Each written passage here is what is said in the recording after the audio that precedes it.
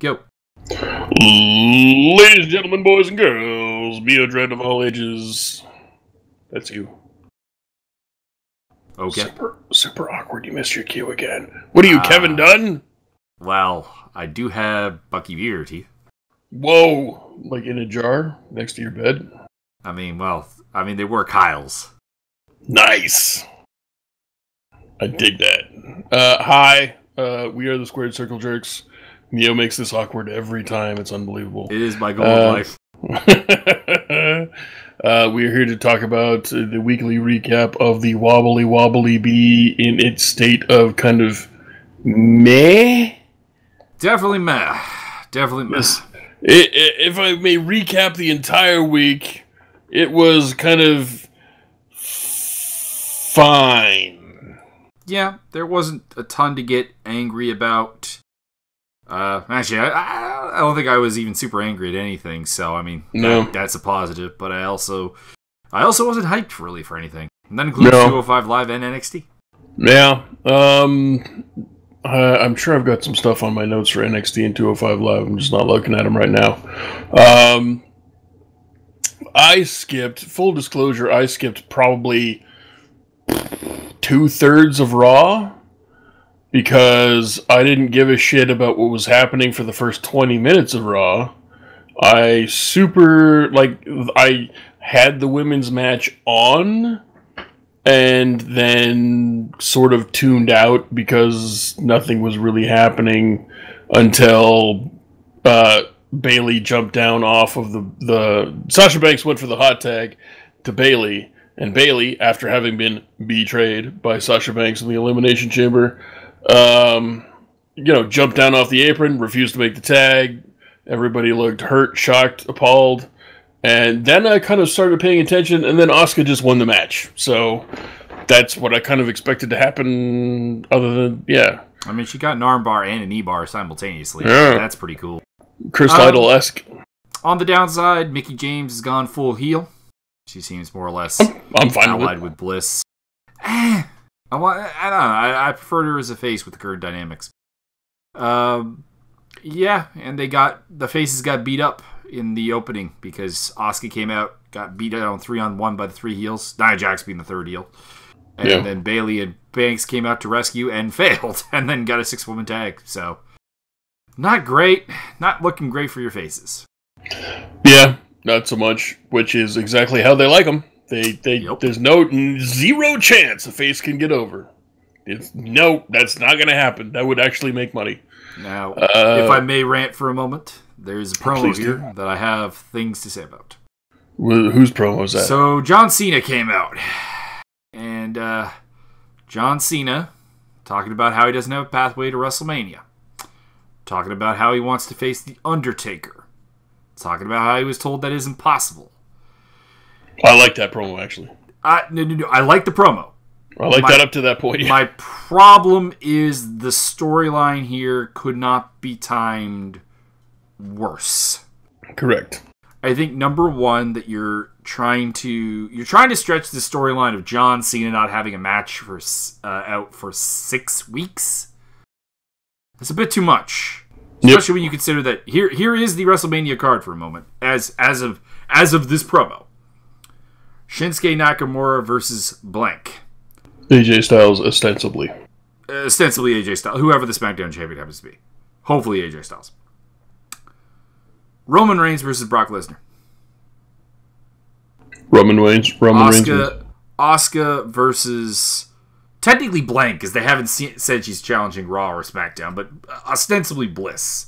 It's looking like the... Well, see, and the thing of it is that they've taken Rousey out of any kind of title contention, which is good. Like, that's the... There's no way that you should... Unless you're having the new Goldberg and you're trying to... If you're trying to hotshot the hotshot that Gold... Like, if you're trying to double boost... If you're trying to double jump off a golden zipper with a Nitro card... and give Rousey the title right now and never have her lose ever again. I guess you do that now, but they're not doing that now. Wouldn't recommend it the way she's been coming off on TV, but we'll talk about that later. Skip that too. But my point is that you have 4 matches on WrestleMania. WrestleMania is traditionally a 13 to 15 match card. Looked it up for the last couple of years. That's the ballpark. Yeah. So the desperation of John Cena doesn't make a ton of sense when you consider that there's a U.S. title match, tag team matches, you're going to have Intercontinental title matches, and John Cena can probably, if he wants to, push his name right in there. Yeah. Additionally, you have the fact that John Cena is at the height of his power right now. He is, according to kayfabe, a ratings draw who is a free agent who can move between brands. They admittedly brought this part in by saying he's going to SmackDown to go get himself a WrestleMania match. But that's kind of the problem is, I'm getting all worked up and all depressed about my lack of a Mania match, yet I have never had more power to get a Mania match. Yeah. And it's a good thing that, spoiler alert, SmackDown's a shithole because you got your ass kicked 3 ways from Sunday, and I'm gonna go play in the fucking seed leagues, and maybe I can suck a match out of somebody's butthole. It's like the problem is like, okay, here's the problem, John. Number one, I'm under the best circumstances, I'm not really gonna buy this because you're John Cena. You're gonna be on Mania. But on top of that, really the card's not full enough for me to buy the desperation. And both general managers should be getting on their knees to suck your dick for ratings, according to kayfabe. You will be on Mania. Do not kid me with this bullshit. Also, they're like doing like smaller versions of this storyline elsewhere on the card, and it's just fucking weird. Correct. That's my rant. That's fair enough.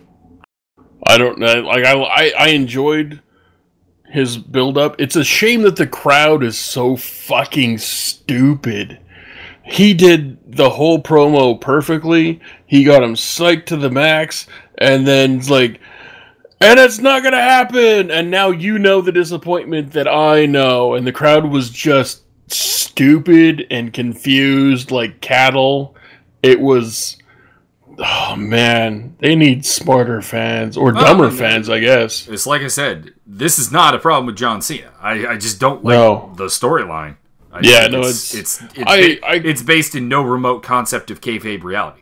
I can appreciate the storyline. It's just that Vince McMahon is fucking stupid and has no goddamn clue that the comeback isn't it. Like, he only wants the comeback. He never wants any kind of build-up. He never wants any struggle. He never wants a story arc. He just wants to come back and to fucking get his dick off and then have a quick nap for 30 seconds and then just get his dick off again repeatedly until the end of time. The thing is like, okay, let's fast forward to next year.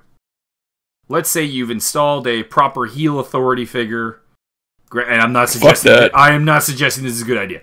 But if you bring in a heel authority figure or some like kind of way, maybe a McMahon who doesn't want Cena in the Mania, then this storyline makes a lot of sense because now the odds are against him. Right now the odds are like all for him. It's like it's like I said, both Daniel Bryan and Kurt Angle should be like, yeah, if you would work some Raw matches or some SmackDown I would totally get you a Mania match. Yeah. Well, whatever. It's Vinnie McMahon. I guarantee you, they had a whole storyline planned out, and Vince McMahon, 18 seconds before John Cena went out there, he rewrote everything that didn't make any sense and just handed it to Cena. And Cena looked at it and went, fuck, what is this cum rag bullshit? And then just did the whole thing on his own. I guarantee you that's exactly how that went. Which led us to our second and third match of the evening, which involved both The Miz, which I skipped. We got some other stuff here. Well, okay. I don't remember any of that. We have Bray Wyatt come out and just destroy Heath Slater and Rhino without even having a match. I don't even know who the match was supposed to be against. It was either Slater or Rhino. Probably Slater. And then because of storyline purposes? And then blames Matt Hardy for, they are like lambs to the slaughter. They follow Matt. And he's like, the Great War is not over. And we will meet again. Indeed. And then we had the Miz rant about being underappreciated, which... Skipped it. I do want to say that there is a level of dumbness to this kayfabe. Don't get me wrong, I underappreciate the Miz all the time. I don't really enjoy his matches. I don't hate them as much as you do, but I don't like them. But it is a bit weird to say that, like, the WWE tries to make a big deal about... And I don't mean just Corey Graves when I say this. I mean, they periodically do this, where they try to make a big deal about the Miz being, like, getting relevance back to the IC title and everything, and it's like, yeah, the IC champion not having merch is a bit fucking weird. Who's gonna buy that bullshit? Yay, put it out there. You got an Alicia Fox shirt out there. Do it. Yeah, I guess. Like any 10 cents will help, because you can't put anybody in the main event that's gonna draw you money. It's like, come on, the cost of, like, I don't know, 100 Miz t-shirts, fucking nothing. Drop in the bucket. Yeah. Just put them at the merch stand just to make it look like your champion's a big deal. Yeah, that's never gonna happen.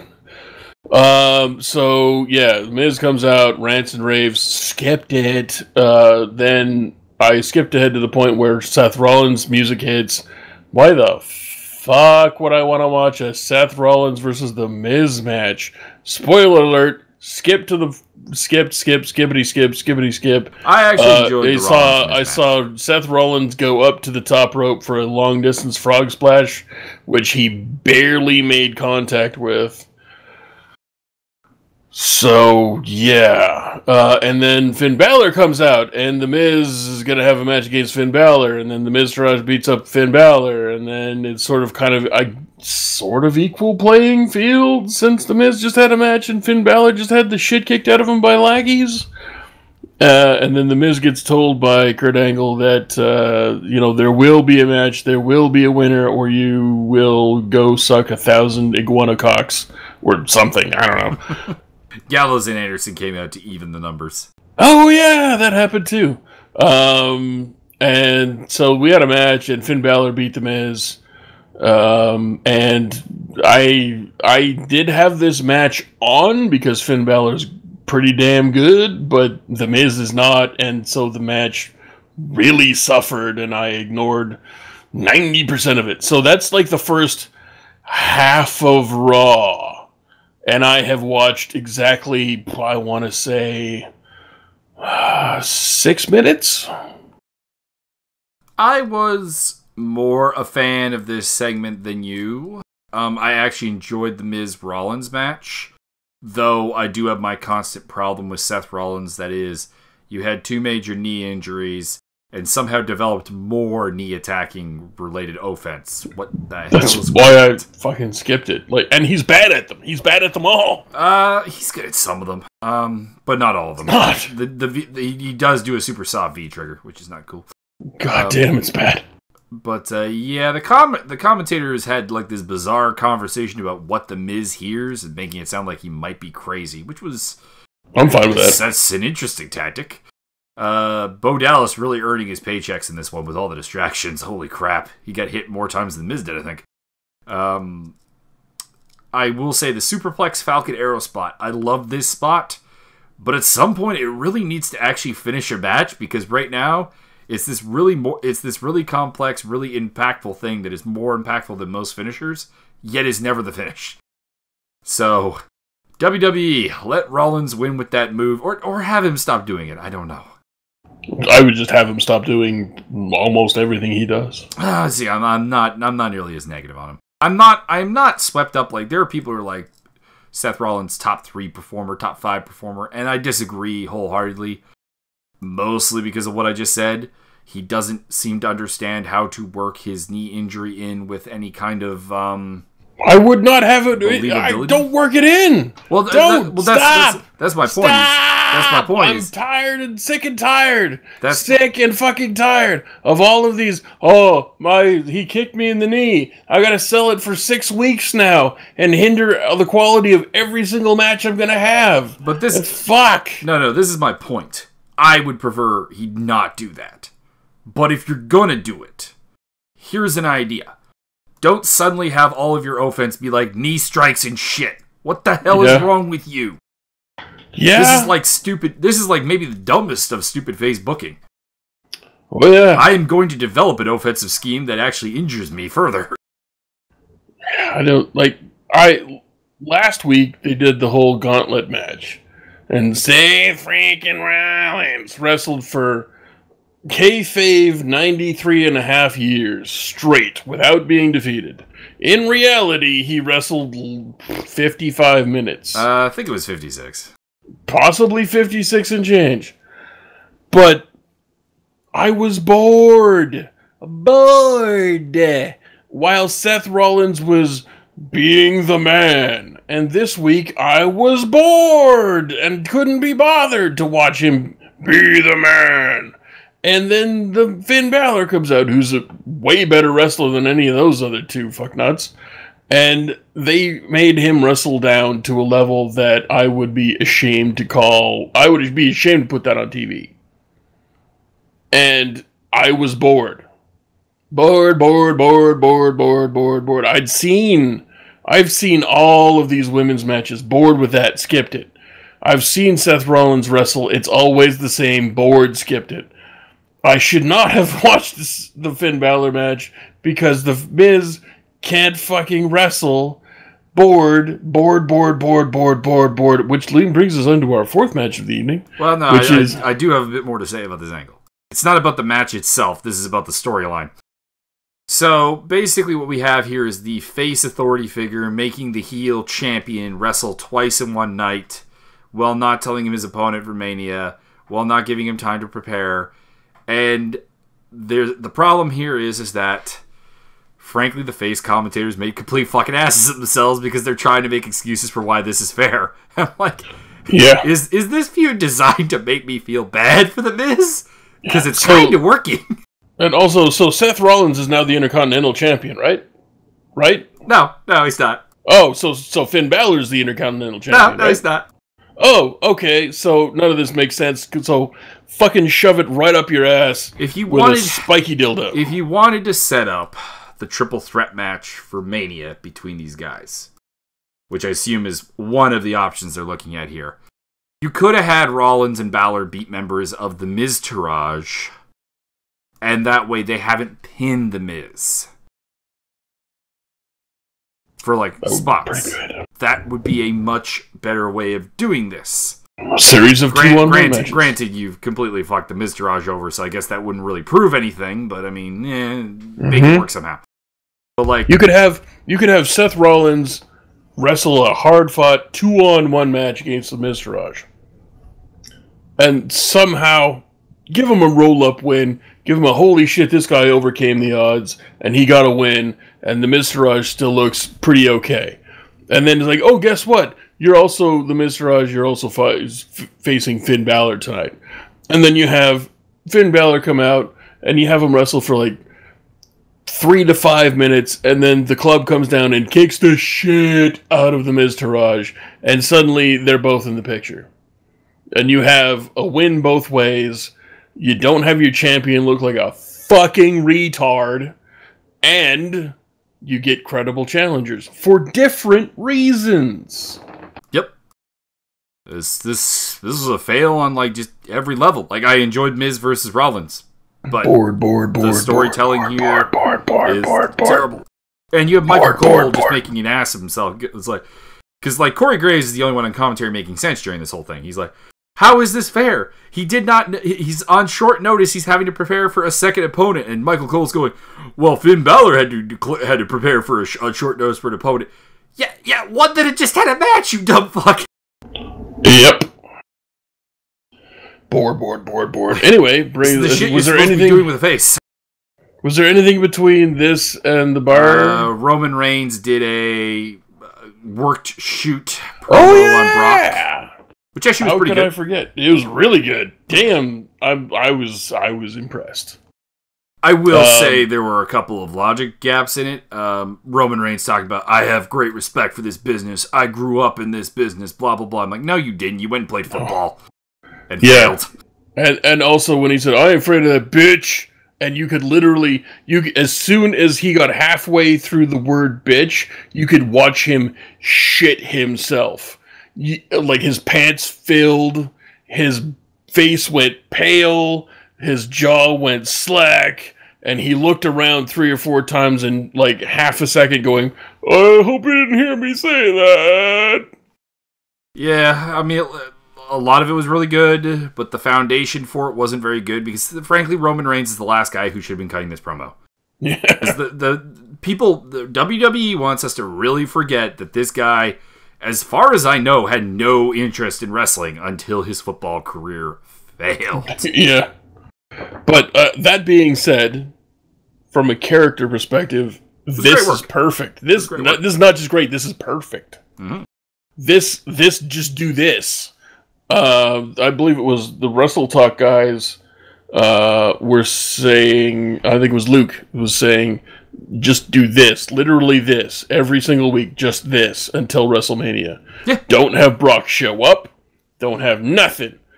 Well, Brock's already over on his appearances on his current contract, so he doesn't have to show up. And basically, the idea here is this actually was somewhat of a shoot.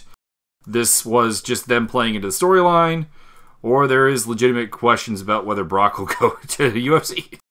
I guess the most popular theory is that they saw the picture that he put up with Dana White, or Dana White put up the picture with him, whatever the fuck, and they're like, and somebody had half a brainwave and went, we should use that as a thing.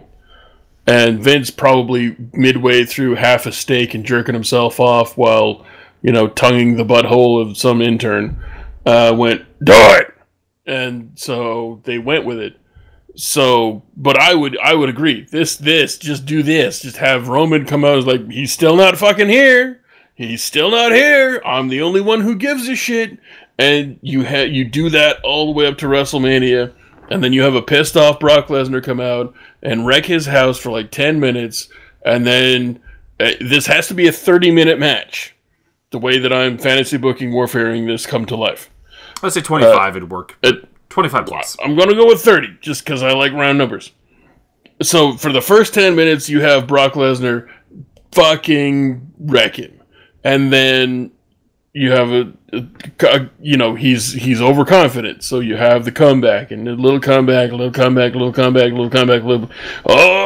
then Vince starts squeezing his fucking balls. And oh yeah. And then, it just sort of builds from there. And you have, for the next 10 minutes, you have a little bit of a, comeback to the point where the last 10 minutes is toe-to-toe, holy shit, I've fucked this up, versus goddammit, you can't kill me. And eventually Roman gets the win, and eventually, some fucking how, you get Roman over for at least a weekend. And then the Raw after WrestleMania, and he's still over. No, the Raw after WrestleMania, he's still over, and then the next week they fuck it up, and it's all fucking for naught. Otherwise, we just got a really good line from Braun Strowman. I will conduct a symphony of destruction and perform a smash hit tonight on Elias. Indeed, which ties into the Corey Graves constantly quoting Pantera, and now Braun Strowman is quoting Megadeth. So I'm enjoying all of that. And then we got to the bar. And we got the Bear. The Bear versus Titus Worldwide. Which I don't remember. Honestly, I think I tuned this entire match out. I had zero. I'm looking at the card now and it says it's a 2 out of 3 falls match. 2 out of 3 falls match, yeah. I don't remember that at all. I was not paying attention. But at this point, I was sick. I was very sick at this point. So I watched the match. Do you remember it being 2 out of 3 falls? I remember it being 2 out of 3 falls because they did the super quick fall, where basically Titus got smashed with a brogue kick and pinned right away. Mm-hmm. And then they went on for a little while, and eventually Cesaro pinned, or Apollo got pinned, I think. I will say Cesaro gave Apollo a little bit of a rub by letting Apollo do the Gorilla Press Slam on him. That was pretty cool. Yeah. And, commentary had this weird thing where I think Corey Graves was trying to insinuate something about Dana Brooke, which was weird. That is just weird. Like his tone is like, I haven't talked. They're like, you got any stats from Dana Brooke for this one, Corey? No, I just last I saw her, she was coming out of Kurt Angle's office. Okay, I wouldn't do that because Dana Brooke will literally snap Corey Graves like tiny matchstick fodder. I'm hoping they don't do something with that. Please God, no. I don't need. That's very Vince stroking his tiny testicles. If any other wrestling promotion had done that same line, I would have just taken it as like, no, it's just like it's just an explanation for why they didn't talk. With perverted general managers history of in WWE, yeah, no, this could totally lead to a sex thing. Yeah. So yeah, I literally remember nothing of this match other than I kind of glanced over at one point and the Bar were holding up their titles saying that, and I remember this very distinctly, that they've beat literally everybody, there's nobody left. So AOP losing in the first round against TM61, which we'll get to, confirmed and debuting at WrestleMania? Yeah, I could dig that. I could dig that. Which led us to our main event of the evening, which was a fuckfest of stupid proportions, and I don't care to discuss it. In a nutshell, we had a Elias musical performance. Skipped it. Match with Braun. Elias got DQ'd for use of a fire extinguisher. Got chased out of the building still by a blinded Braun Strowman. And no, that's just not really much else actually to say about that. Although, line of the night from Corey Graves. My face is not stupid. My hair may be questionable. You thought it was good. And then on SmackDown, which segue. No. We got to talk about the actual main event of Raw. Was there one? Stephanie McMahon. Skipped all that shit. All right, I'll go. I skipped every single bit. I'm going to go ultra high level on this. I have no interest in listening to Stephanie McMahon say a single word. I don't either, but we have to cover it for completion's sake. Be brief. So, Kurt Angle admits to lying in a way that makes it clear that it's absolute bullshit that he was not lying. Stephanie McMahon had been trying to convince us that Kurt was hallucinating at Elimination Chamber and had hallucinated the McMahon saying what they did about Ronda. And then they had a line in here where about the WWE owns Ronda, and I've written my notes here. It's nice to know that we still have slavery. Good times. Ronda wanted an apology for the slap. Stephanie gave her a disingenuous apology, and Triple H decked Kurt Angle. This will lead to a tag match at Mania. Boom, done. Okay. And Rousey is still bad on camera. She looked angry. I do remember that. When her motivation is look angry, she is fine. But when her motivation is anything else, it's not good. Well, that's why you Goldberg the shit out of her and don't have her do anything other than look angry and kick ass. Yep. Take us into SmackDown. Ladies and gentlemen, welcome to the main event of the weekend. Oh no, that's not right. So SmackDown. I assume there was some sort of John Cena promo. Oh yeah, don't remember anything about it. Shane McMahon came out after. I do remember opportunities, specifically a Fastlane title match. Yeah, Daniel Bryan gives it to him. If he can win a match tonight against AJ Styles. Albert, Jason, Julio Styles. And then we went on to the first match of the night, Sami Zayn and Baron Corbin. Indeed. Which was Sami Zayn carrying Baron Corbin to a credible win? It's the same stuff that we've seen from these. Like, these two have had too many matches at this point. Yeah. This is the problem with the constant multi-man feuds on SmackDown is everyone has faced everyone, and it just doesn't feel like you're doing anything. Pretty much. Yeah. I was sick at this point. Don't remember a ton. I remember Sami Zayn being great. I remember Baron Corbin being mostly bald. And then being able to he was a couple steps behind Sammy, but he plodded along. He got his stuff done, and then there was a match finished. Then we had the two notable things here. Kevin Owens was on commentary and said Graves looks like Duke Nukem. That was pretty correct. Cool. I do remember that. And Dolph Ziggler jumped the barricade and kicked Owens from behind. That looked fucking botched. And this was at this point, Daniel Bryan is like, "Can I just go home, boss? If you're not going to really need me here." And Shane says, "Say hi to Birdie for me." Indeed. So he goes home, and then Shane also tells Sammy and KO if they hurry, they can catch up to Daniel Bryan because Brie hates it when they are late for dinner. Yeah, that was the thing. Ziggler, that super kick to the side / back of Kevin Owens' head looked botched as fuck, and you could see Ziggler kind of go, "Oh, god damn it," and then had to I gotta hit the next spot. I gotta get over here. And also the zigzag he hit on Corbin. That dude totally just grabbed Corbin's hair and yanked his fucking skull into the ground. Feels like Ziggler is like, I got a new contract and I don't give a shit. They paying me a lot of money and fuck you. There may have been some bullshit in the middle between match 1 and 2, but I don't remember it. Nah, we just went right to Riot Squad versus Naomi. Yeah, this was another, we're not explaining anything, and therefore you're just going to have to guess, because, was it Becky Lynch came down? They sent Becky out first, which made absolutely no sense. It was Becky Lynch versus, no, not really, not Becky Lynch. Versus, no, not her either. No, versus, maybe Naomi? Like, I could get, having Charlotte come out first, champion on commentary type of thing. I mean, I can kind of get behind that. But yeah, it was really, I was sold. I'm like, why is Ruby Riott facing Becky? Oh, it's Naomi. Oh. Yeah, because why would you, because she already pinned Becky Lynch last week. Why would you do this again? What are you people, fucking retarded? Wait, don't answer that. Wait, this is a better match than what Naomi versus her. We got Naomi anyways. Yeah.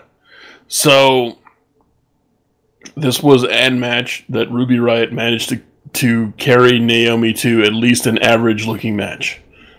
Congratulations. And then Naomi ate the finisher like a competent professional. Congratulations. Better than you usually do. And then the match was over. Yeah. That's really all I got to say. Couple things just to add on to this. Not really about the match, just about everything around it. WWE continues to make me not want to like Byron Saxton because in this whole thing it's like, Saxton, you have never been into a club. I have seen pictures online though. I'm like, that is a terrible comeback. What the fuck is that shit? Yeah, he's the smug asshole no one wants to like, but he's the face. He's the face. What the fuck? Yeah. What is wrong with you? I think WWE is like, well, our fans don't go to clubs really, so they will relate to Byron Saxton if he doesn't. Are you kidding me? Clubs. Their whole demographic is bros. Yeah, I know. Bros who will totally roofie you. Probably, yeah. Jesus. Anyway. So yeah, booking of Byron Saxton terrible, and booking of Corey Graves terrible because Graves Graves is out there just going, what is Charlotte and Becky even doing out here? And it's like, okay, if they got involved in the match somehow, even if they had attacked Liv Morgan and Sarah Logan at ringside, he would have had some level of justification. But they're literally just watching the match, and he's like, what are they doing out here? They shouldn't be out here. I'm like, you defend why the Miz Taraj and several other heel factions are out here interfering in matches on a regular basis. Fuck off. Yep. Maybe this is why WWE doesn't have the faces out there, because they don't know what the heel announcer's supposed to do with that. I'm not going to disagree. Ruby Riott looked good. That's all we really need. It was pointlessly... Naomi did several things in this match that were shitty, like her pity patter, kicky things, which are shit. She did this weird quasi-deadly nightshade move where she pulled Ruby Riott's face into her butt with her feet, and then just then this is a professional dancer who I'm going to assume knows what twerking is, and Naomi gently gently kind of shifted her butt back and forth twice, and that was supposed to make me convinced that it was an offensive move. Yeah, no, I've never really bought any of her offense. She's a product of the Diva era, who I don't think has ever been taught how to wrestle. I would not disagree. Apparently a professional dancer that doesn't know how to dance. It's not good. It's not good. Not good at all. I have no comment on the dancing because I don't. Dancing is not my thing. I have no opinion. And then I believe somewhere in the middle here we had a earlier in the night kind of segment. Josh Duhamel, Breezango, New Day deal. Oh, that was awkward as fuck. That was shit. And I like Breezango. The weird thing is that I can't point to somebody's fault that it was specifically. Didn't work. I'm gonna go with whoever came up with the idea. That's what I'm gonna go with, because as far as I can tell, Breezango did what they're supposed to do, and Josh Duhamel did what he's supposed to do, and the New Day did what they were supposed to do. Yep. And I just remember when this finished off, I'm like, I don't think anyone fucked up. I think it was supposed to look like that. Yeah, no, and it didn't. Oh. That was Josh Duhamel looked embarrassed as fuck at the end. Yeah, that was the Fashion Police doing their shit perfect. That was Josh Duhamel doing consummate professional acting stuff. I have nothing bad to say about him. The New Day did everything the New Day possibly could. I've never really been a fan, but they brought exactly what they needed to bring to that scene, and whoever wrote the whole thing is fucking fired. Because it's like, okay, we need to put this triangle peg in this square hole, and then we need to put this circle peg in this octagonal hole, and then we need to put this trapezoidal peg in this dodecahedron over here. Yeah. It's like, what? Also, was a little surprised Josh Duhamel was on the show based on the stories about him right now. Yeah, that's also a thing. Because he's linked with the whole Richard Rodriguez thing, getting performance-enhancing drugs. Which Roman Reigns is also linked to. Next week they'll have Marky Mark on there. It'll be great. I was like, this is a bit weird. He's the third name in that whole thing. You got a couple of actual decent actors on this whole show, which basically this is to pimp the Unsolved thing. Yeah. And you could have brought any of them in outside of Josh Duhamel, and it probably would have made more sense. But, exactly. Whatever. And I believe there was also earlier this evening, we had this scene backstage. Where we had Rusev Day of Aiden English and Rusev. We didn't quite have it then. Did we have it after the match? We had it after the New Days and Usos deal. Oh, that was a thing. Oh yeah. So I skipped 90% of this, and because I watched the Wrestle Talk recaps, which take less than usually 4 minutes or less. Which is perfect. Great job, guys. And they're like, this was really garbage. And whenever they say the New Day were really great, I know they were really bad. Because they're massive Usos, sorry. They're massive fans of the Usos.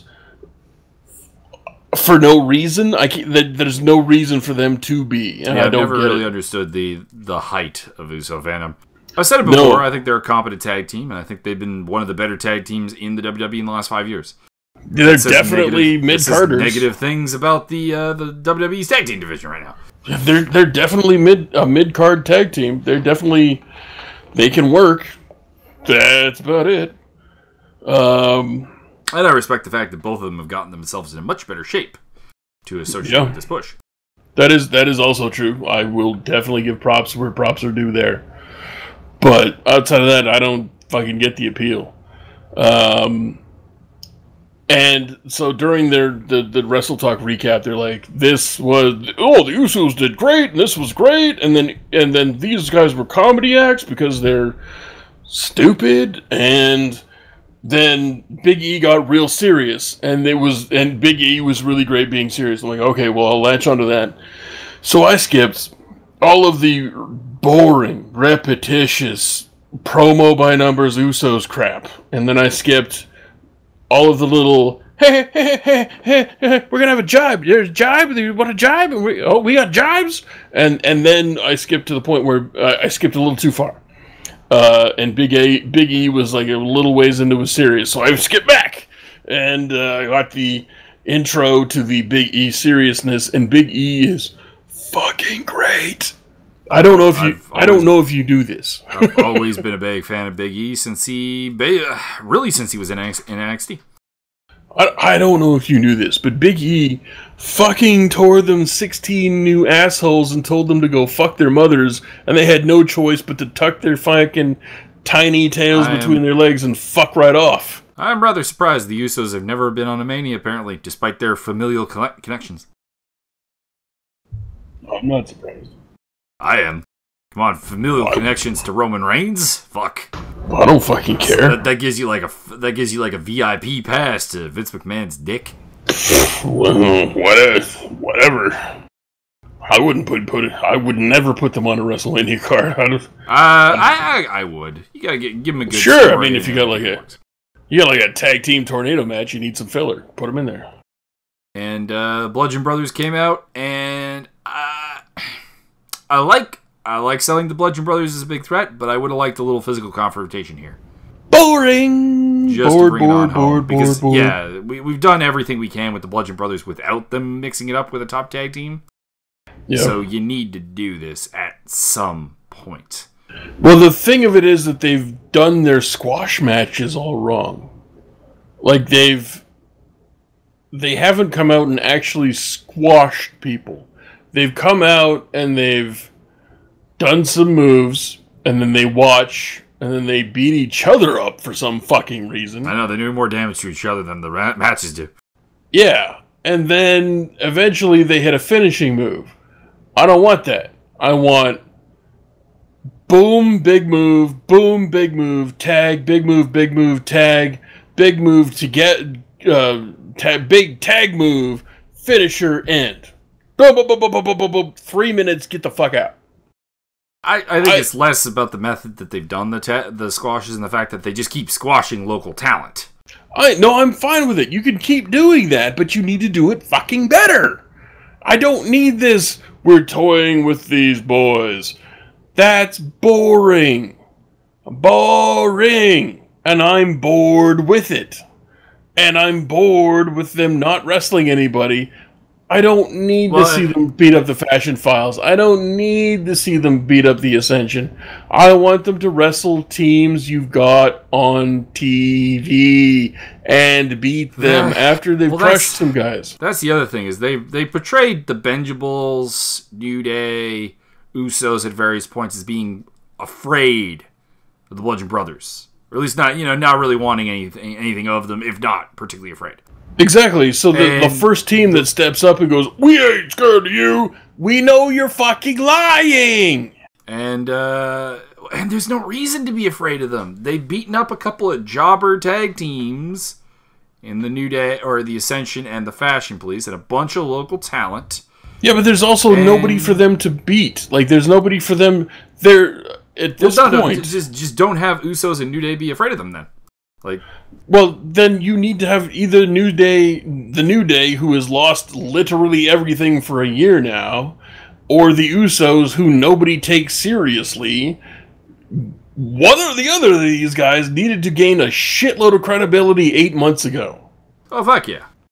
The Bludgeon Brothers build has come at an absolutely wrong time. There aren't any teams for them to really actually inspire fear in. And the other thing is, the WWE, once again, is trying to make me forget that I've seen Luke Harper and Eric Rowan as jobbers for years. I'm sorry, I can't buy them as the big, everyone is, shitting themselves when they come out. Yeah. I just don't. I just can't buy into this. The only reason that the other guys got out of that ring is because they had weapons. If they didn't have weapons, they have never brought their hammers into the ring until now. There's zero reason for anybody to be afraid of these guys Unless they've got fucking wooden hammers. Well, the other thing is the hammers are not very convincing, and I don't believe they can actually handle them. Correct. So, I mean... The credibility is not there. Maybe my problem is that I actually know a thing or two about handling a warhammer. Giggity. And therefore, the failure to actually convince me that they know what they're doing with those weapons means that even with the weapons, I don't buy you backing down. Yeah, I don't know. It's just... The whole situation lacks any credibility. Zero. Zilch. Nada. Anyways, then we have the Rusev Angry promo. God damn it, I tried to get this for like 16 minutes. So we had this... Earlier this year, we had these guys versus these... and then so we had Rusev Day meet up against your boy... Shane McMahon. And they're like, listen, what the fuck?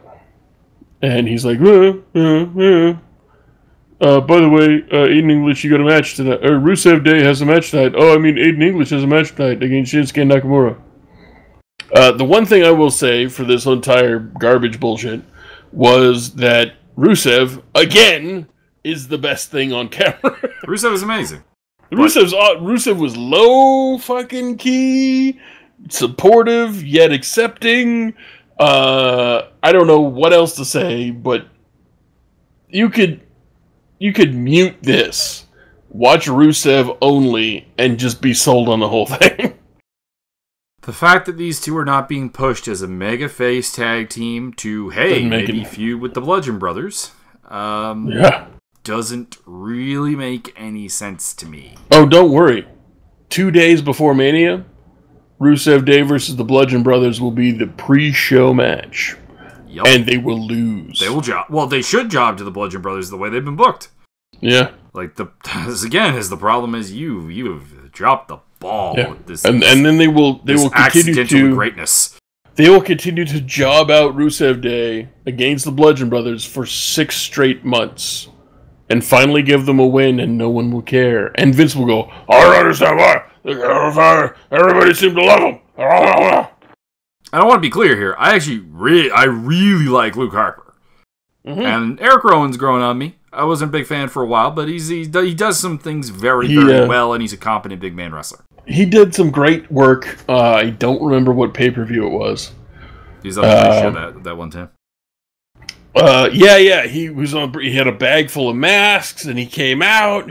He did some insanely great.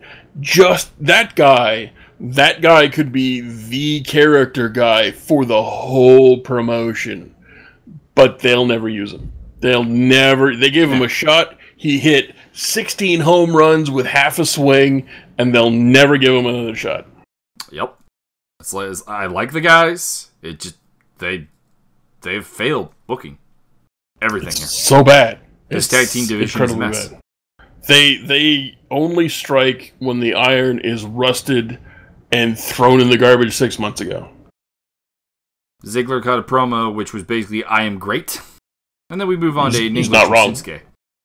Ziggler, for the record, Ziggler's not wrong. This match was pretty good. I think this was... I want to say that this was match of the night? Probably AJ Cena. You would think that, but I don't feel that way.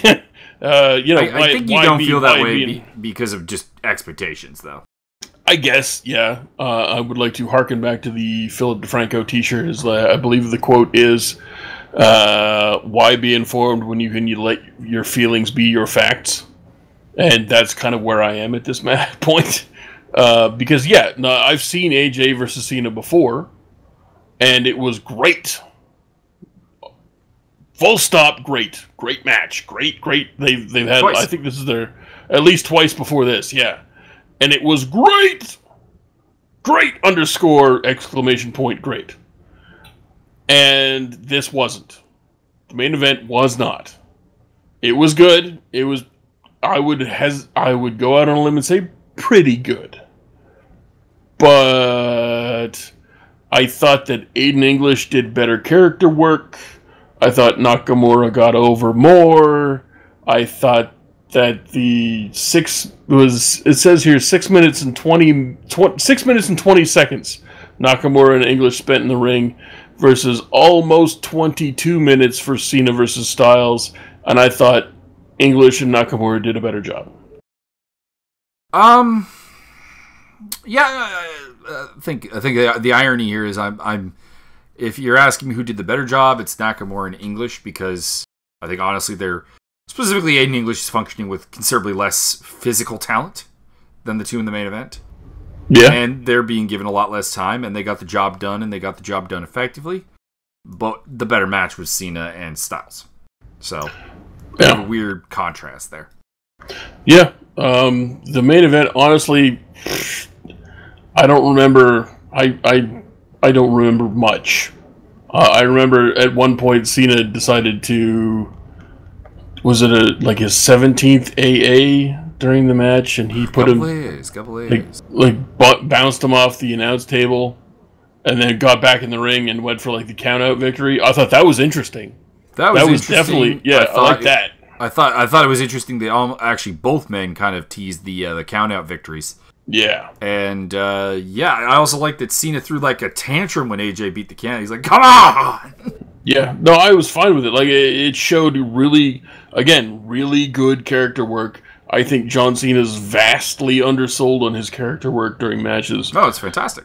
I would say that's the strongest part of his game. I don't. Yeah, maybe, but again, I've seen these guys have great matches, and this wasn't it. Mm-hmm. So it was just another in a long line of, all right. I mean, I enjoyed AJ pumping out the rack bomb. That's pretty fucking cool. That was fucking cool. I was like, what is he doing? What is he doing? Oh my god. Can we get somebody to bring the torture rack? Okay, so rumor is Big Show's coming back, and definitely coming back for Mania. Can we get the Big Show to torture rack the shit out of somebody? Please. Please, motherfucker, please! Or Bobby Lashley. I'm a fan of the torture rack the way you are of the backdrop driver, sir. Apparently, Lashley has all but signed, if not actually signed. Can we please, motherfucking please, get a torture rack out of a big muscular dude? Please! Come on, Vince, this is your bread and butter. Rusev! Can we get Rusev to do the torture rack? Anyways, the end of the match was AA got reversed into a calf killer and then back into an AA. Cena going to Fastlane is now a fatal 19-way match. It's a fatal 17-way. And then we ended up with a fracas with all the members of the match coming out. And in the end, AJ, Cena, and Ziggler were standing tall. And then Ziggler decks AJ and gets AA'd by Cena. So Cena stands tall at the end. Hey! Then we did Mixed Match Challenge. Indeed. As a basic overview for the Mixed Match Challenge, I have enjoyed the interaction of the majority of the teams. The standout losers in this particular regard being the Uso couple, and I think Miz and Asuka are also bad. I actually enjoy Miz and Asuka. I did not.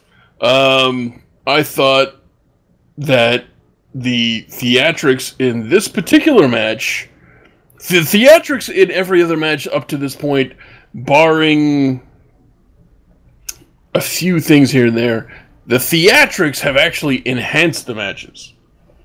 And the team interplay of people who don't, ostensibly, most of them, don't know each other that well. But the character work between the two people on either team is usually pretty damn good. But Miz and Asuka are fucking terrible. And the theatrics during this match degraded the match to shit. And I didn't enjoy it. And I didn't like it. And it's really all I got to say about it. Like I said, I do enjoy Miz and Asuka to a degree. I actually think that there's some level of character building going on here with Asuka, which is not a bad thing. I enjoyed a little bit of her freaking out about her streak coming to an end if Miz got pinned, but it did go too far. And yeah, I mean, in the end, basically Miz just rolled up Balor for a distraction pin win, and that's less than ideal. Yeah. And next week, we're getting Team Little Big versus Team Uso. And the promos hyping next week weren't all that great. Which has been a strength of the program, but not this week. No, the Us Bros are... Well, I mean, even Team Little Bigs wasn't very good. Yeah, the weird little sly gritty grin was just not advantageous. Then it's 205. Yeah. 205 and dime, as it says here in my notes. We had a bunch of recap shit, and then we had they put up the bracket. And looking at the bracket, we were talking about Tozawa losing in the first round making no sense. It kind of makes sense now, because you get the shock win for Andrews to give him a rub, and then you don't have to have Tozawa lose to Gulak in the second round, because Gulak clearly should be moving on to the finals. I would have had to lose to Gulak, because I think that would mean more. Because I think you have to build Gulak up a little bit. I don't know if he needs... Which I'm not entirely certain that beating Tony Nese and Mark Andrews actually does for him. Yeah. You're probably not wrong, but if you want to kill two birds with one stone, give the guy a rub, and then you don't have to have Tozawa lose to Gulak. So, Tozawa's already been thrown aside. He might as well just be a jobber at this point. He's not... fucking sad. Yeah. They don't know what they're doing. And then, so after that, we moved into the Cedric Alexander versus TJ Penis match. There was a loud and boisterous PWG shout from a guy in the crowd while they waited way too long. So Cedric came out first to his boring ass music, and then the music cut and the camera panned around for a while, and they slowly faded into a background shot where Interview Bot and TJP were standing next to each other. And that held out for another 5, 10, 20 minutes while Bucky Beaverteeth somewhere misplaced his button.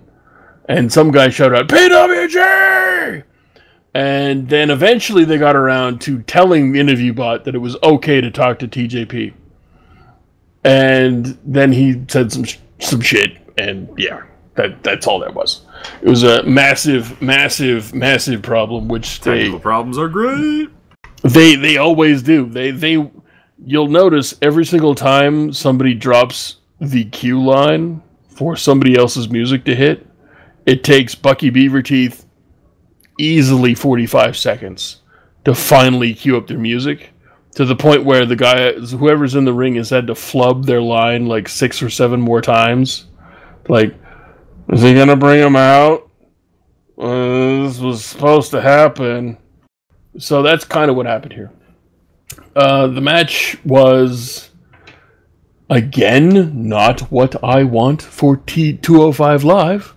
There was a lot of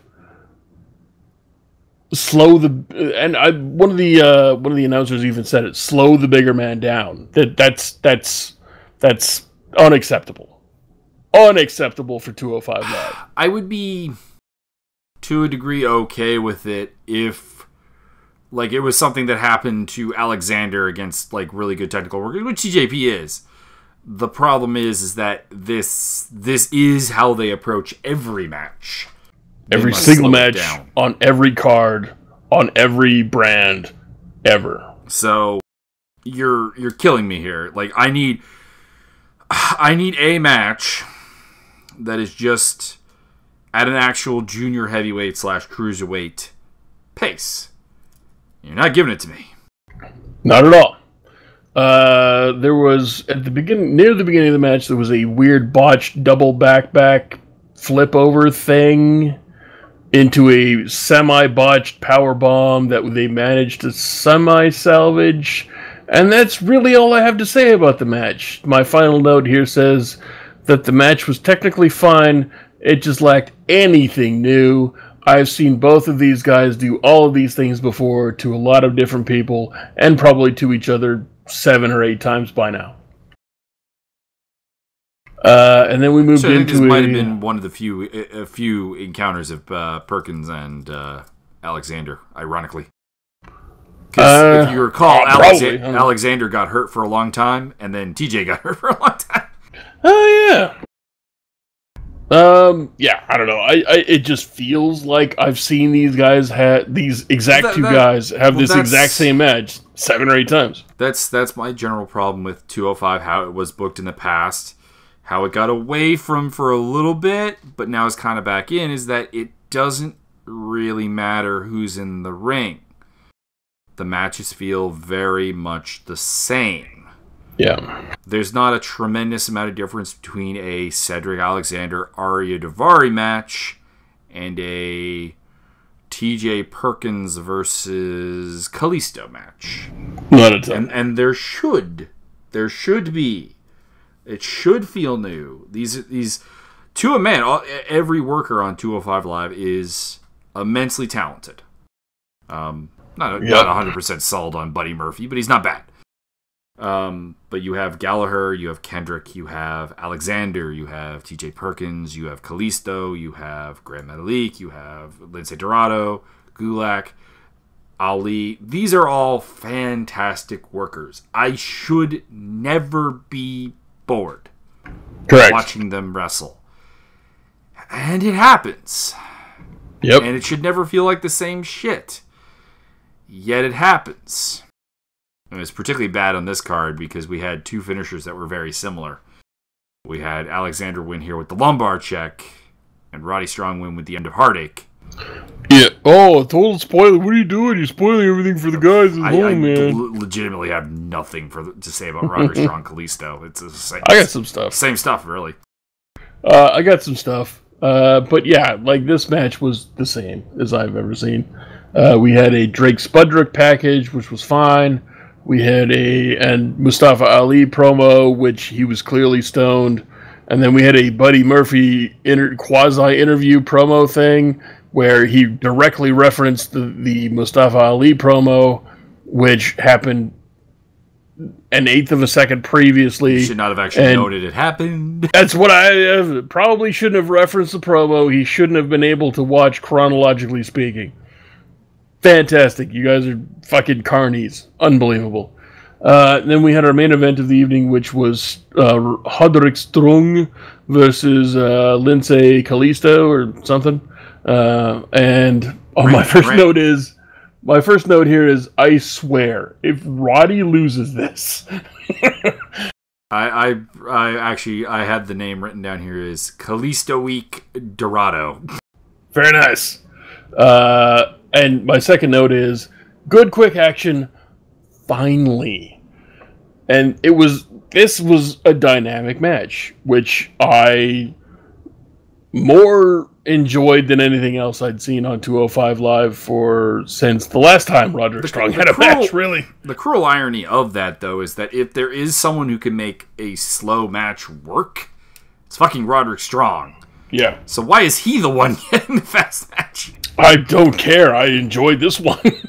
There was he suckered Kalisto into doing a spring or a slingshot over the top rope, and then Strong stuck out his knee and fucking got a backbreaker for free. I enjoyed that one. I have in all caps Tope Suicida because that happened. And then there was a spot where they're outside and Roddy was rolling and he hit a couple of moves, and then he gave Kalisto an overhead release suplex onto the announce table. And my note here says, Randall Keith Orton, take notes. I enjoyed that. After that, there was a brief but powerful 205 chant, which was the first one I can remember hearing. So that's God, that's encouraging. I had like a couple that. of This Is Awesomes at various points. But not a 205 chant. No. Yeah. I don't think I've heard of 205. Maybe during the Rich Swann TJP feud. That could be. I remember people got into those matches. Yeah. There was, at one point, about 3/4 of the way through the match, Roddy started doing heel stuff, which was, I have here, strong with the heel moves, loss confirmed, fuck. Because you can't have somebody... You can't have character development during a match. That's not allowed. You can't go from face to heel to face. I actually thought that was actually the signal he was going to win. I figured he was going to lose. The winner goes on to face Cedric. And I think they want... despite the fact that they flirted with the idea of Cedric as a heel, or like tried to plant some seeds with Jack Gallagher... That would have been so good. They gave up on that, it seems. And Alexander's just a face now. That would have been fantastic. So turning Roddy a little bit heel here creates that heel-face dynamic in the semifinals they like. Yeah, I guess. I figured it was just... I didn't think that far in advance. But I just figured he's going heel most of the way through the match. He definitely has to lose now because you can't have somebody go heel on your face and then win. That's not how things work in Vince's perfect fairyland of bullshit and jerking yourself off. You are, however, forgetting that the face is a Mexican. Oh, yeah. Vince is racist. I didn't take that into account. Very clever, sir. Very clever. And then Roddy hit him with a drop kick that I have a note here said, oh, shit, I think he just killed a man. There was a brief elite chant, the elite, the elite, which I was happy about. There was what I have written down here as Solida del Botch del Avalanche. And it was really, like, there was supposed to be, I think, an Avalanche Solida del Sol, a.k.a. Destino, which, oh, man, that was bad, fucking bad. You pay these people? Can you get the money back? And then, in all caps, I have, Heart, Backbreaker, end of heartache! If he kicks out of this, I will be fucking pissed. And then Roddy Strong got the win. So I was actually more invested in this match than any match that they'd had on 205 since, like I said, the last time Roddy Strong had a match on 205 Live. That was a couple weeks ago. Yeah. Just say, it's not that impressive when it was like 2 weeks ago. Yeah, well, that's what... Use that as your fucking baseline study, if you will. And then we moved on to NX Ice-T. Uh-huh. And then my notes here say, why are we opening with Velveteen Dream again? Velveteen Dream. I would probably buy it. I would probably buy it in more if commentary wasn't trying to tell me that this rookie was a 6-time world champion already. Stop. What the? I completely missed that. I feel bad now. It's not just this week. It's been for months. They have been trying to tell me, the viewer, that Velveteen Dream is it. He is the alpha and the omega. He is the best. This guy has never even looked at gold, let alone challenged for it, or had anybody and his high give him a match shot. Is a loss to Aleister Black. Correct.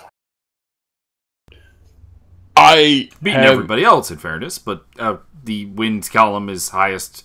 His highest win column is Cassius Ohno, which, well, Cesar Bononi's got a better win count than you do, buddy, in terms of quality. Yeah, I mean, and his win against Cassius Ohno looked accidental at best. I thought it was a decent match, but it was a step back from the Aleister Black match for sure. Yeah. Which, I mean, in fairness, it was always going to be. Again, the kayfabe NXT award bullshit. Oh, that was feud of the year, you and Aleister Black. What? What are you even talking about? That was a bullshit footnote. Was it the only feud you had that year? Therefore, it's the best? Fuck off. Suppose in an odd way, NXT's feuds are very short. So I don't know, but there's got to be something better. Even like Roderick Strong, Bobby Roode. Boom. Yeah, much better. Much better. Way It's an actual leagues feud, above. like consisted of multiple matches. Agreed. Gargano versus anybody. The way we had, I forgot that he had talked shit about Tyler Bate for like 5 or 6 straight weeks. So they had the Velveteen Dream Tyler Bate match here. The opening sequence to this, the opening probably third of this match was fucking top notch. This was excellent. And then it went to shit. Yeah. It got clunky. It got very apparent that Velveteen is not on Bates' level. It is real clear. And to be clear, there's no real reason to assume that he should be. Not at all. I just think that this is kind of the thing, is we've rushed Velveteen Dream into being a very big deal in the NXT. He's just not really ready for it. No, he is not. He is clearly... Listen, Tyler Bate is a prodigy. This is just like giving me more and more respect for Aleister Black, though, for that match. Yeah, Oof. Oh yeah. But Tyler Bate is a prodigy. That word gets thrown around a lot, especially against stupid dick-sucking Hawaiians. Take that for what you will. Not that there's anything wrong with that. If you're nice and friendly, I'm sure somebody will do that. Japan is going to come for us. Oh, I don't give a fucking shit. If you find out where I live, I got a lot of sharp, pointy things, and you're all going to be really hurt. They've been looking for me for years. Ever Nice. since I suggested there was a chance BJ Penn could lose. Oh, snap. Anyway, Tyler Bate and Pete Dunne are legit fucking prodigies. No matter how much experience I know that they've got a decade of experience each, and they're only 20 and 23 or some shit like that. It's amazing. But Velveteen Dream is 27, 28? I don't think he's that old. I think he's in his early 20s. Well, you tell me. I don't know. But he clearly not on Bates' level. And if he's not on Bates' level, you can't push him as this... 22. Is 22? Yep. Okay, all right. I was going to say, because okay. he wasn't legal when he was on the... he was one of the 2 guys who couldn't go out drinking on Tough Enough. Oh, okay. I know none of these things. Him and the Gator Boy, ZZ. They had to stay back at the barracks. Oh, I knew none of these things. Okay, listen, if Velveteen's 22, I'm fucking impressed. That does change my mind a little 22 and not really in the business that long. He's got about 4 years in the business, most of which was in WWE developmental, which we've been through before. We're not necessarily the biggest fans of. No. But yeah, like the opening third of this match was brilliant, and the middle third was not good, and I legitimately stopped paying attention after a while. And I have written down here that something about a purple-headed yogurt slinger, and that's the last note I have. I do call it a conspiracy theory. We know Tyler Bates in a bit of He's in the shit. He's in the shitter with WWE. Because he has principles. And I kind of wonder if he went out there and just worked the first third of the match and basically said, all right, I'm going to show you what I can do. Yep. And then I'm going to sandbag it. I would not be disappointed whatsoever. I would applaud Tyler Bates for that. Because if anybody doesn't know, apparently last year about this time, maybe later in the year, maybe late spring. Late spring. Yeah, about late spring. It was about May. Yeah, they and he was still the UK champion. Not that it means anything. They basically said, "Look, we want you to tour with the SmackDown brand full time." And he's like, "Well, I've already made commitments," and so they just decided, "Okay, cool, we'll just fucking ruin your career because you've got principles and you're a good person." Yeah.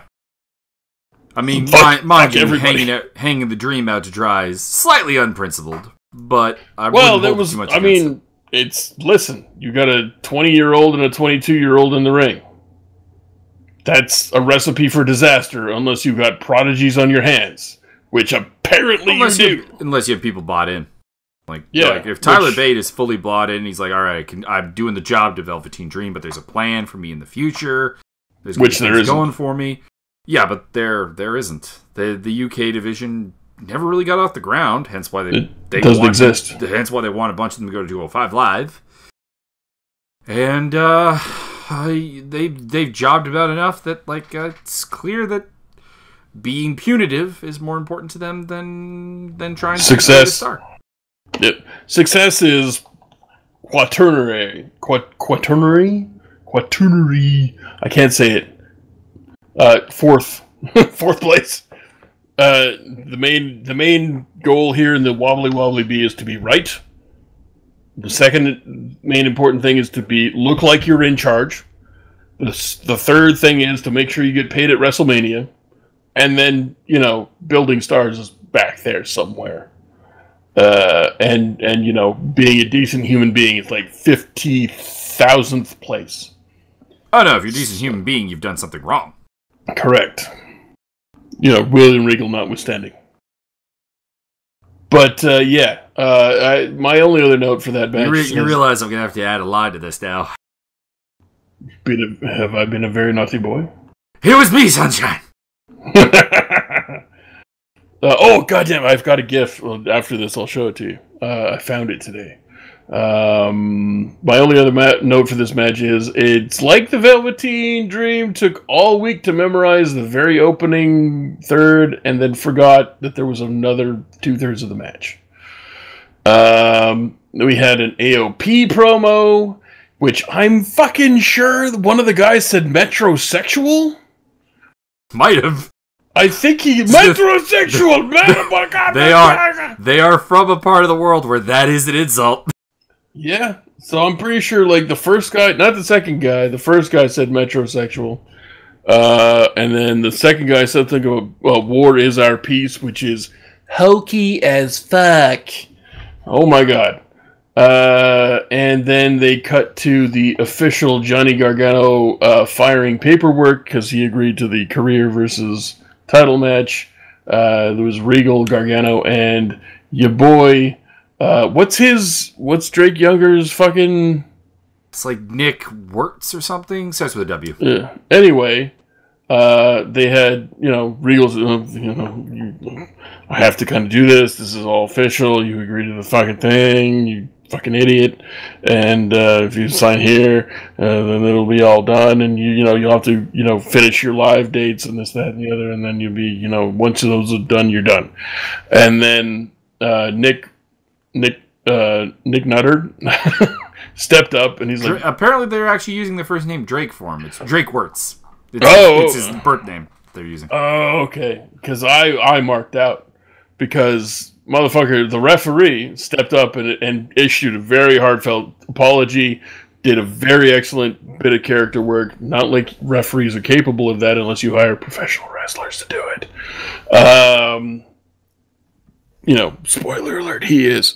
And so the referee himself put out very heartfelt apology. Like, listen, I clearly made it, and I missed it. I'm sorry that if there's anything I could do, I would change it, but I can't. And Gargano said, thanks, Drake. And I marked the fuck out. He was like, he called him Drake. He called him Drake on TV. Nah. So, I didn't know that they were still using his name as the name. I was waiting. Maybe are they gonna do a Drake Younger thing? I was anticipating and marking out. I will say that Drake Younger looks in better shape now than he did when he was wrestling. Must be all the supplements. It could be some supplements, but he doesn't have to travel around and wrestle all the time now. That probably helps. Yeah. So I marked as soon as thanks Drake. I was like, motherfucker said Drake on TV. Then we had a Adam Cole versus some guy named Bananas thing. Cesar Bononi. We had Cole kind of like, listen, ladies and gentlemen, he's the NXT 2017, whatever it is, Rising Star of the Year. Which makes no sense, because wouldn't that be the Velveteen Dream? I would have imagined so. I would have said Aleister Black, but okay. So Cole gives him and also my first reaction to this whole shenanigans was, why is Redragon out here? Bananas is a jobber. What the fuck? Bananas is a jobber they can't make up their mind what they want to do with. Exactly. So why would you have Adam Cole Babe versus a jobber with help? What the fuck kind of stupid shit is that? So we had Adam Cole say, listen, you're the type of material we need for the pre-distributed area. And hands him a shirt, and then the guy's like, well, I don't know. And then Adam Cole punches him in the head.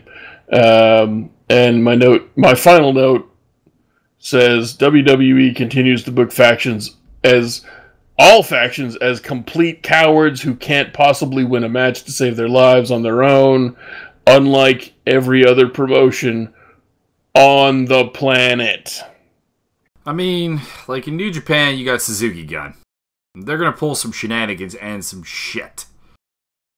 But they're also going to win a match every once in a while. More than once in a while. And they're going to do it not via cheating constantly. Correct. And in fact, they even have a part of their faction that doesn't even do those kind of shenanigans called the Killer Elite Squad. Correct, because everybody dies.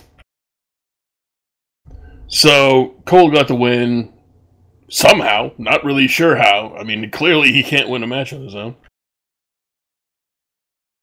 I'm more trying to figure out how this match just wasn't a no contest, really. Yeah, I don't know. It doesn't make any sense. Doesn't make any difference. Doesn't add to anything. And quite frankly, everybody comes out of this fucking crippled. They announced the Dusty Rhodes Classic bracket.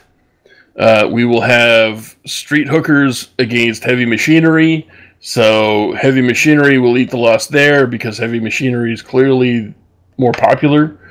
Can't have the faces. I don't know about more popular because we've been through this ad nauseum. The Street Profits get good crowd reactions. I just don't know fucking why. Well, you can't have the faces win. Okay, you just can't have that happen. Popular faces are not allowed to win. It makes too much money. Technically. In the second bracket, we have TM61 versus AOP, and my notes here says fucking what? AOP to main roster confirmed versus the Bear? Yeah. Question mark? It would be better than what they got going on right now. Well, here's the deal. Either you job out your comeback team of the year, the team that needs the push, the team that needs to go, the team that you need to build up, the team that needs all of this action, or you just put over the team that already has all that for no reason. I've said this just repetitively with, frankly, I don't like the NXT booking of you got to lose on your way out, basically. Yeah. I've never really been a fan of that. I prefer they do it the way that Asuka did it, where it's getting the call up to the main roster, bam. Because this whole idea that whoa, we got to keep the NXT title strong somehow. We can't have a tournament or anything. We can't vacate that title. Yes, you can. You're the developmental title. Yeah. Yeah. No. So either they're going to job out the team that desperately needs the push and the rub. They need to go now. Or you're just going to have the team that's already over, doesn't need shit all, really requires nothing, and they're going to go over for no reason. So you got your choice. The third bracket will be the Fuckboys, who broke up last week and aren't a tag team anymore. Well, if they have if they continue the storyline of the breakup, I'm not actually against this. Which is part of my final is Fuckboys, what? They broke up last week versus Sanity. Maybe this is the final breakup match. So that's, I guess, you have them get together for zero reason and then lose because they can't get along. Predictable, thank you. I guess. And then, your main event of the fucking tournament, which is going to be the Britt Ambrosers versus Mustache motherfucking Mountain motherfucker shit fucking yeah. Yes fucking please. I'm pumped. I got half a chub, and part of it's in Canada, and part of it's across the water. Your dick lies over the ocean. Fuck yeah. You get your boys the Britt Ambrosers, you get your boys the Mustache Mountain. Holy shit. Give them half an hour, no limits. I want to see somebody halfway dead. Oh God. Oh please. Sorry, I'm a little excited. I can tell. And they're gonna fuck it up. I know I'm hyping myself to the point where nothing's gonna be good enough. But I don't care. I'm a mark, and I'll own up to it. Which led us into the main event of the evening, which was Kairi Sane versus Shayna Baszler, which was kind of weird. Am I wrong there? I didn't find it particularly weird, but continue. It's just the... So it opened up okay. Shayna hit some stiff-ass kicks, which is her want to do, which I like. It's a good setup, and you get credibility out of it. It's good times. I'm fine with it as long as your opponent's willing to take it, and you're willing to eat some receipts, which she seems to be. So, that was alright. And then it sort of kind of... The chemistry was not good. Kairi Sane's not fast enough to be the fast one against the big one. And Shayna's not quite experienced enough to be the one to take control and go, this isn't working. And it just seemed a bit off. I can't really explain it. Like, one person was a little late to the party on one hold. It was very apparent that Shayna Baszler was waiting for Kairi Sane to, like, okay, I'm going to stand here, and, okay, come on. Okay, here we go. And there were I want to say, like, 6 or 7 moments of that, where it was just sort of, this is the spot. Okay, here you come. And it was just very apparent that this was a predetermined thing. It was not quite what I wanted in a couple of different regards, if you know what I mean. I did think that their Mae Young Classic finals match was much better. I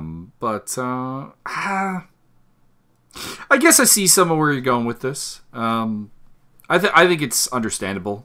Baszler, despite her combat experience, is still very green. There's still work to be done.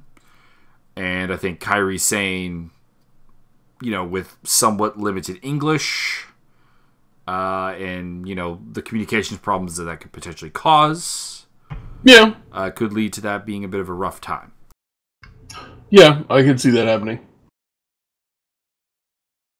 It just, it was kind of... I remember distinctly that Shayna was standing in the middle of the ring, and Kairi was supposed to do a top rope thing. And Shayna got to her point, did, a little extra sell, stood there, looked up, and waited at least 2 or 3 heartbeats before Sane finally did the thing she needed to do. And it was very apparent that Shayna could have just taken a step and a half back and Kairi Sane would not have been able to complete whatever move she was doing. Very clear that this I've seen that in a couple of matches where I think Baszler gets out of cell mode a little bit too fast. That's possible. But I still think, as the consummate professional, Sane should have been to the mark faster. You would think that she would have picked it up, yeah. I mean, I'm not trying to put all the blame on Baszler. You gotta when you're working with someone less than spectacular, and in the case of Baszler, it's really just a experience matter. I think she has physical talent. She has a lot of for how long she's been in the business, she's doing a fantastic job. But, there is that saying, you can have a good match with a broom handle. Yeah. I mean, and quite frankly, Kenny Omega can. But in this particular case, it just I would like to see, after they've had some, give them like 4 or 5 house show matches. I want to see that match again. Like I really would like to see these people these two have. We will. Like another quality goddamn match. But at this point, they were out of sync. I can't really explain it better than that. Yeah, no, I definitely get the feeling on that. I think I was maybe, I don't know, maybe I was just in a more forgiving mood or something. I don't know. Fair enough. Yeah, but, I mean, I can't point to anything being bad. It just wasn't. It was like having a bike chain that's not quite making the rounds, right? It's you're getting from point A to point B, but it's not comfortable. I get what you're saying. There's some roughness here. There was some disjointedness, and hopefully it'll be better in the future. Anyways, Baszler got the win, which makes sense. Yeah, and looking back on it, I'm still a little disappointed that the thing that got me the most excited was just a match announcement. You have Adam Cole wrestling. That should have been great. You had Tyler Bate wrestling, and part of that was great. And you had Shayna Baszler and Kairi Sane wrestling, and only, again, like the Tyler Bate first third was great. The Shayna Baszler's Kairi Sane first quarter was great. And nothing else was other than Gargano's calling Drake Younger Drake, and the anticipation of the Britt Bruisers versus Mustache Mountain getting my dick fucking hard. It was just not quite. It kind of continued the theme of the entire week of Wobbly Wobbly Bee being. I guess the question becomes on that is, does Mustache Mountain do the job against the Britt Bruiser? Oh, I'm kind of hoping. I don't want to see Tyler Bate lose another match because he doesn't deserve it. But on the flip side of that coin, he's 20 years old. His career will probably be fine. He you know what? He could do all the jobs in the world on Wobbly Wobbly Bee television until his contract's up, and then go anywhere else for any length of time and become a megastar. His career will probably be okay. Trent Seven, I don't think is going to really have that good of a career. I could be wrong. I think he could probably follow Bate around as a tag team partner when he needs it. Yeah, I mean, he could totally be like a Hurricane-esque figure if you kind of can make that equation work. Like not a comedy act like that, but he could be the guy that kind of like comes in to be the partner, like stand back. There's a hurricane coming through, and people go, "Yeah, it's Trent Seven." That sort of thing. But the Britt Bruisers have done the job for bullshit retard tag teams, and I love them, and I want them to be popular, and I want them to be stars, and I want them to beat the shit out of people. Fuck yeah! Specifically the fuck boys. The streetwalkers, the fuck boys. I want to see. Listen, I'd be fine if they had a stiff ass motherfucking match with Heavy Machinery and lost. I'm cool with that. I am fine if they have, dude, Britt Bruisers versus TM61. Come on. It'd be a good match. Come on. Be a hell of a match. Your left nipple's hard as a rock right now. Don't lie to me.